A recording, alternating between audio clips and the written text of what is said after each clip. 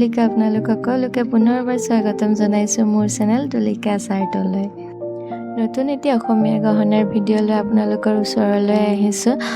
এইটো গহনাটোৰ নাম নাজানো, পিছে প্ৰথমতে মই ক্লে লৈ লৈছোঁ, ক্লেৰ লগতে বনাম। ইয়াৰে আগৰটো যিটো ভিডিঅ' বনাইছিলোঁ মই সেইটো ক্লেৰে আছিলে।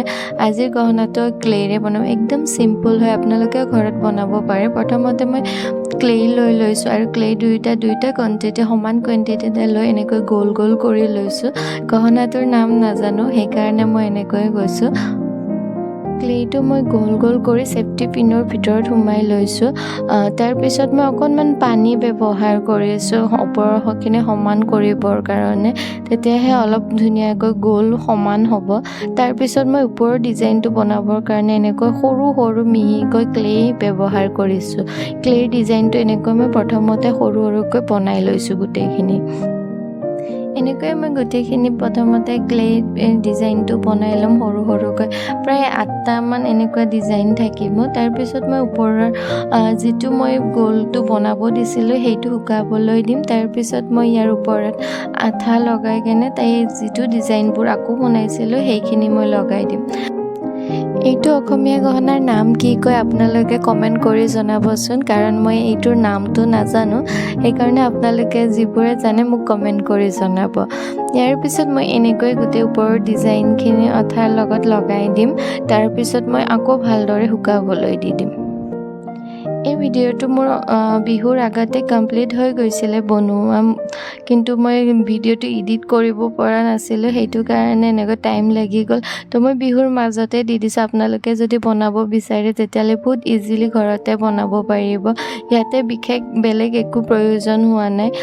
ফাৰ্ষ্টতেতো এই ক্লেটো ব্যৱহাৰ কৰা গৈছে, ক্লেটো ইম্পৰ্টেণ্ট হয়। তাৰপিছত আঠাৰ কাৰণে আপোনালোকে যিকোনো ফেব্ৰিকল বা ফেব্ৰিকেটৰ গ্লু ব্যৱহাৰ কৰিব পাৰে। মই ফেব্ৰিকেটৰ গ্লু ব্যৱহাৰ কৰিছোঁ আৰু মালাডাৰৰ কাৰণে মই সৰু সৰু গ্লাছৰ বিটছ ব্যৱহাৰ কৰিছোঁ ৰেড কালাৰৰ। এনেকৈ ওপৰৰ ডিজাইনটো মোৰ কমপ্লিট হৈ গ'ল। ইয়াৰ পিছত মই গোটেইখিনি এবাৰ শুকাবলৈ দিম। এয়া কমপ্লিট ডিজাইনটো। তাৰপিছত মই শুকাবলৈ দিম মালাৰ যিটো ডিজাইনটো, সেই ডিজাইনটো মই বনাম। এইটোও মই হাতেৰে বনাম, কিনি অনা নাই এক্সট্ৰাকৈ। তো এনেকৈ মই সৰু সৰু গ্লাছৰ মণিবোৰ লৈ লৈছোঁ। মই মালাডাল বনোৱাৰ কাৰণে 4ডাল সূতা লৈ লৈছোঁ। এংকৰ সূতা যে থাকে কটনৰ সেইটো সূতাৰে মই 4ডাল ভাগ কৰি লৈ লৈছোঁ।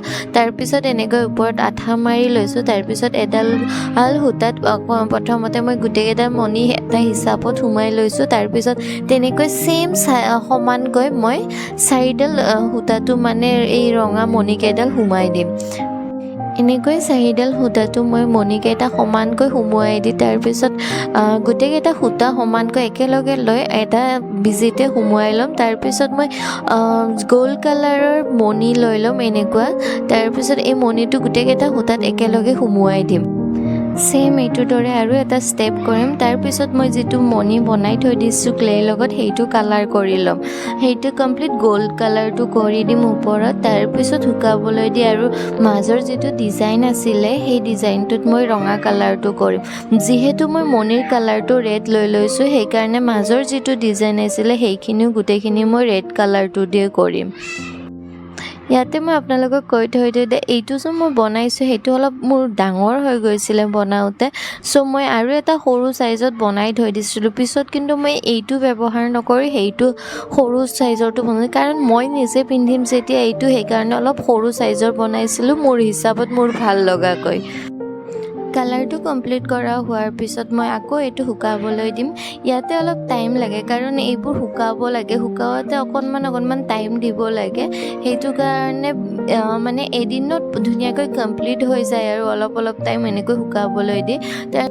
মালাডালৰ ছেকেণ্ড ষ্টেপটো কমপ্লিট কৰি মই মণিটো যিটো বনাই থৈ দিছিলোঁ ক্লেৰ লগত সেইটো মই এবাৰ সুমুৱাই দিম। যিহেতু মই যিটো মণি বনাইছিলোঁ সেইটো মানে সূতাটো বেছি ডাঙৰ কৰা নহ'ল, সেইটো কাৰণে মই সূতাটো সোমাওঁতে এটা সূতা বেজীত সুমুৱাই লৈ গোটেইখিনি এনেকৈ সোমাব লগা হৈছে, কাৰণ বেজীটো একদম সোমাই যোৱা নাছিলে। সেইটো কাৰণে মই এডাল সূতা লৈ সোমাইছিলোঁ। তাৰপিছত মই গ'ল্ডৰ মণি দুটা আৰু সুমুৱাই দিম এনেকৈ। ডিজাইনটো একদম চিম্পুলত কৰিছোঁ, বেছি হেভি কৰা নাই। এয়া কমপ্লিট হৈ গ'ল এইটো ডিজাইনটো। মালাডাৰৰ লগত যিটো দৰি লগোৱা আছে সেইটো মোৰ লগত আগৰ পৰাই আছিলে, সেইকাৰণে মই এইটোৱে লগাই দিছোঁ।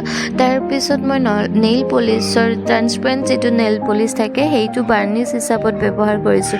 আপোনালোকে বাৰ্নিছো লগাব পাৰে, কিন্তু মোৰ এইটোৱে ভাল লাগিল সেইকাৰণে মই এইটো লৈছোঁ। এয়া কমপ্লিট হৈ গ'ল।